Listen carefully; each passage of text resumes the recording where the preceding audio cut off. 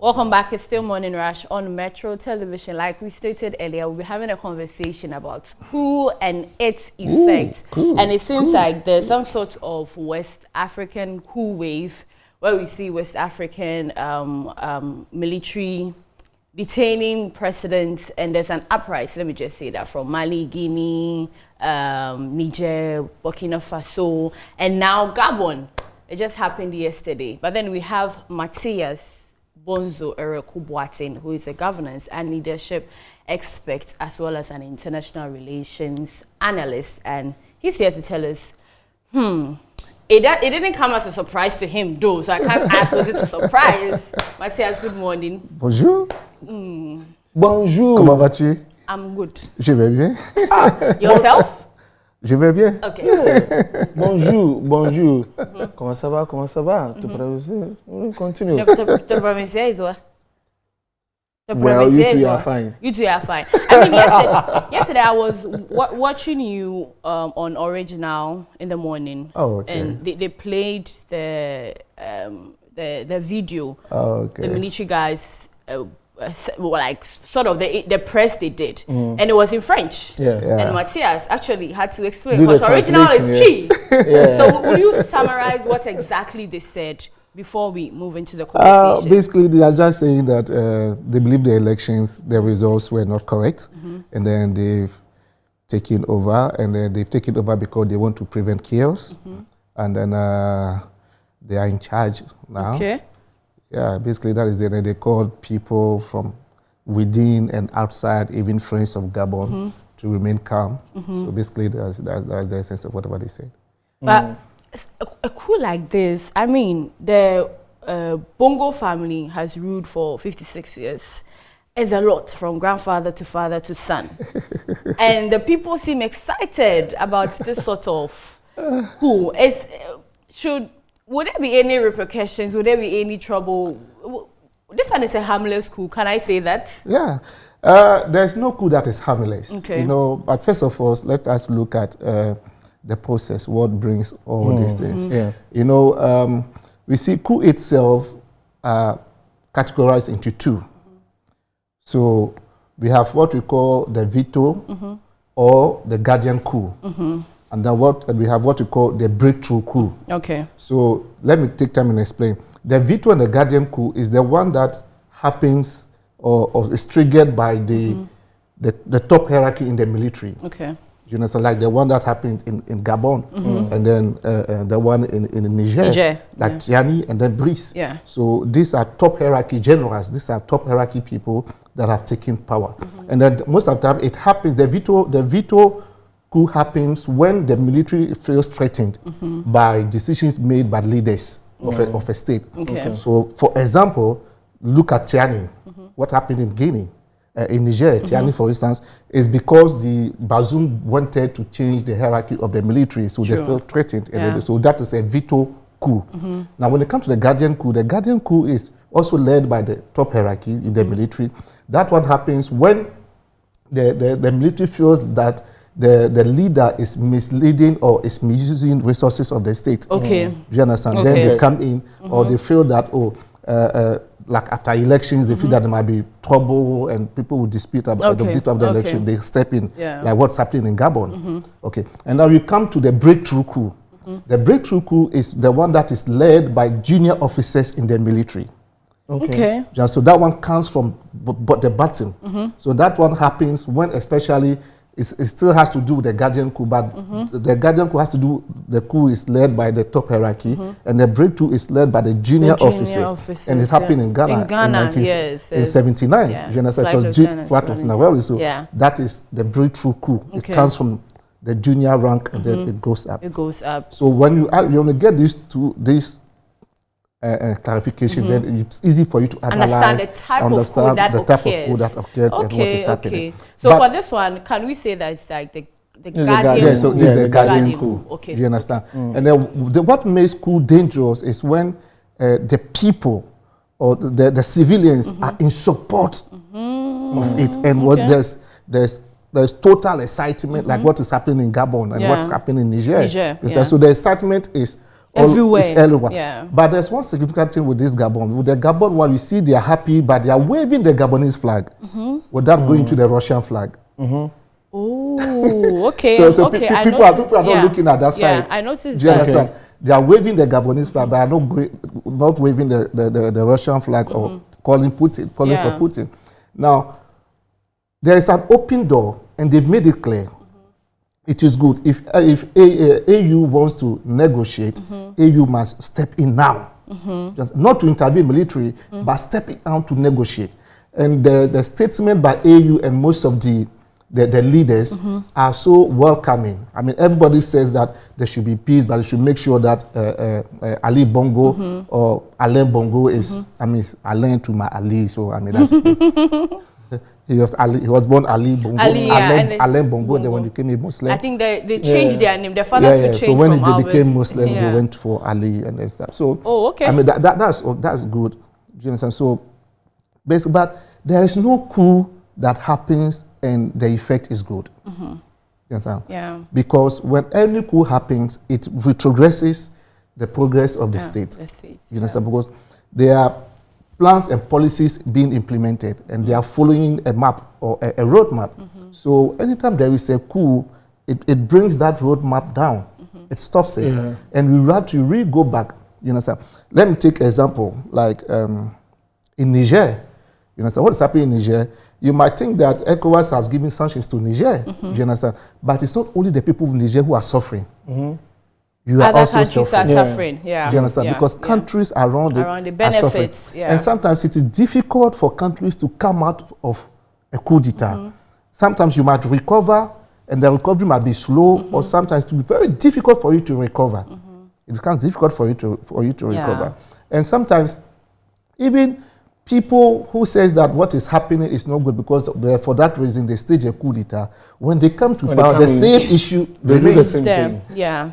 So there is no coup d'etat that is good. It's good. Or has no bad effect on the people. On the state, especially to the development of Africa and state. But one thing also is that I think AU has been sleeping on these issues. I was about to ask, what are they doing? Because, listen, you know, the very first coup that happened in Africa was in Togo. 13 January 1963. Okay. You understand? Where Sylvanus Olympio was overthrown and then was killed. Do you understand? So from 1963 to 2003, you have 60 years. So out of these 60 years, why is coup always happening?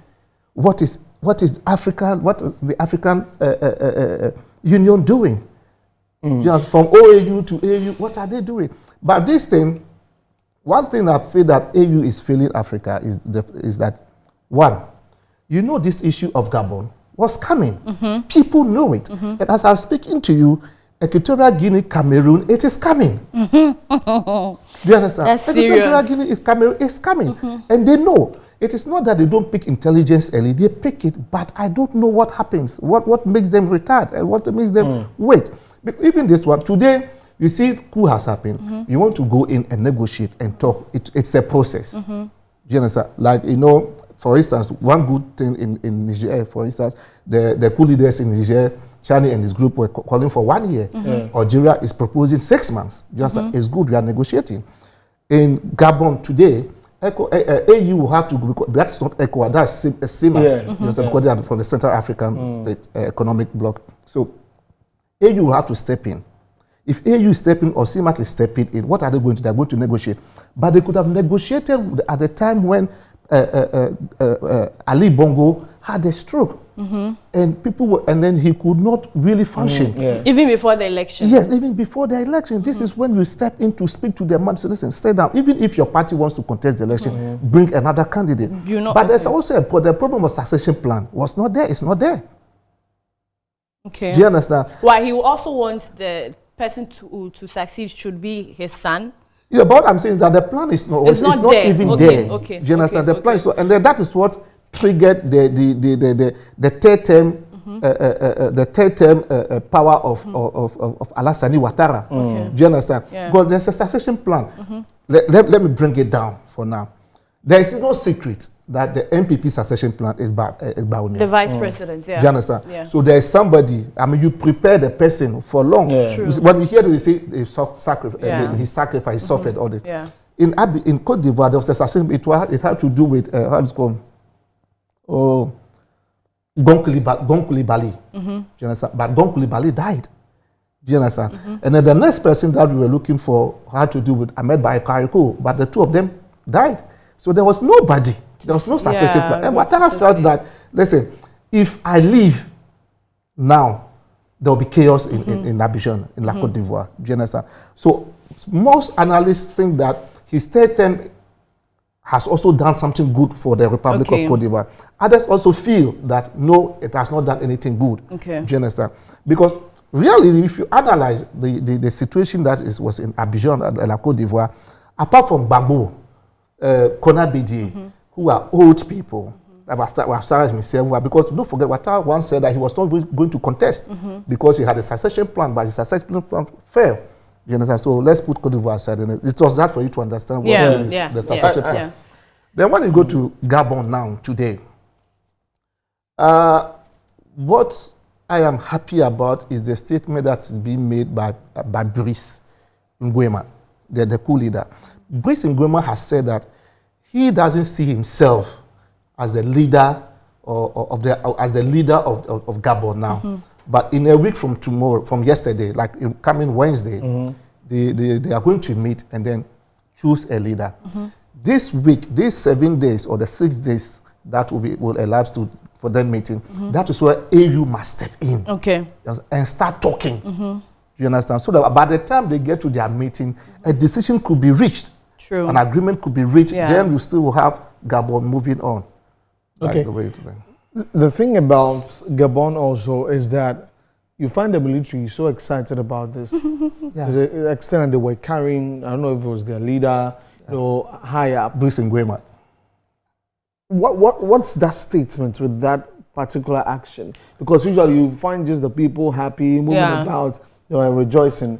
You may not really find the military, they'll be still stern. But it's like the whole military is happy that the thing has happened and they are raising their boss like that. Well, that is what I'm saying, that intelligence has been picked long time ago. Do you understand? But sometimes it is difficult, or I don't know how African leaders see it. Now, these military people, for them to be happy, it means that the negotiation or the idea of staging this coup has already been hatched. It's been there already. They were just waiting for a leader to take them in. One, like we spoke about, it could have been a breakthrough coup, like from the bottom to the top. But this one, they were waiting for the top. You understand? Maybe the veto or a guardian thing. So it's happened. And so what is happening is that they are happy, and it's not only the military.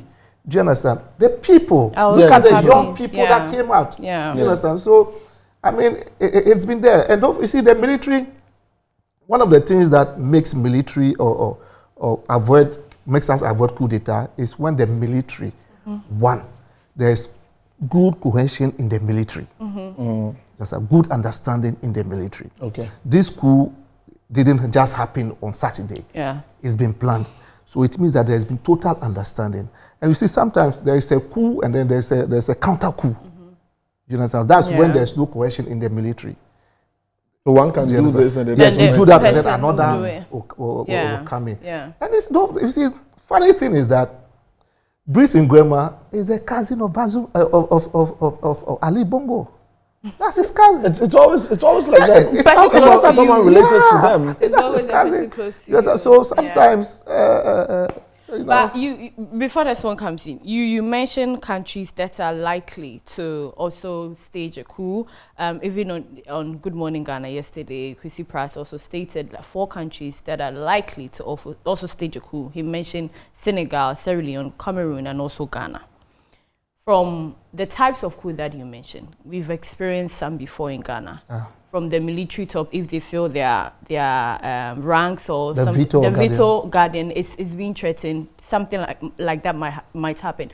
But in Ghana, it seems everything is like, even in terms of who will succeed the next election, who will do this, everything is accordingly. people have said that because of the economic hardship, because of the situation in the country, there's likely to be a coup. From someone who is an expert, looking at the terrain, the situation, do you think Ghana can experience what we experienced in the past? Can there be a coup in Ghana? Well, you always have to say, there's a saying that I say, never say never. Never say never. Never say never. We pray that it doesn't happen. And for me, from where I sit, where we have gotten to, I say, in tree, I mean, since you're talking about God, let me bring tree. I say, and will be painted.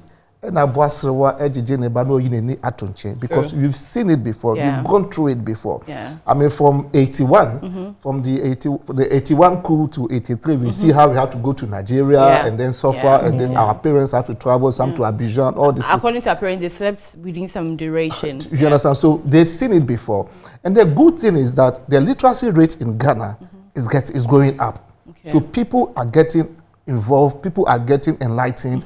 Like, it is not that what people don't act on what you tell them. You understand? They find information themselves and they act on information that they have themselves. You understand? But like I keep saying, what my fear really is how loose Ghana has become, where we have foreigners, people who have difficulties in their country entering our nation and getting into galamsey. You understand? That is where my fear is, and it is my worry. That is why I support this idea of see something, say something. You understand? I really support this idea. See something, say something. Because don't forget that I have told you, I have said it before, I have stopped people from Chad, Mauritania, in my constituency, in Elembele.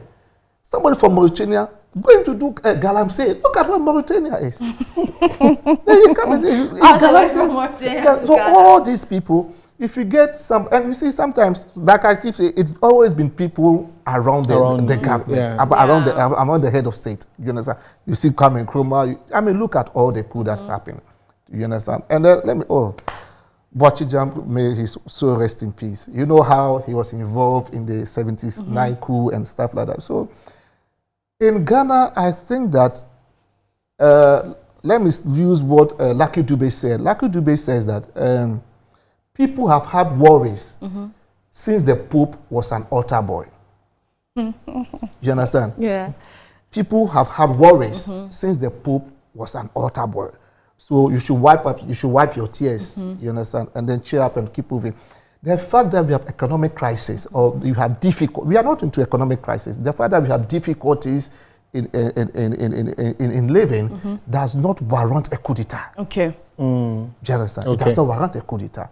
But I mean, our intelligence, people in charge of intelligence must be alert and very vigilant. And then see, especially the little misunderstanding in the northern region and stuff like that is very dangerous. We have to look at those things. And for me, Ghana, it can happen, but I don't see it now.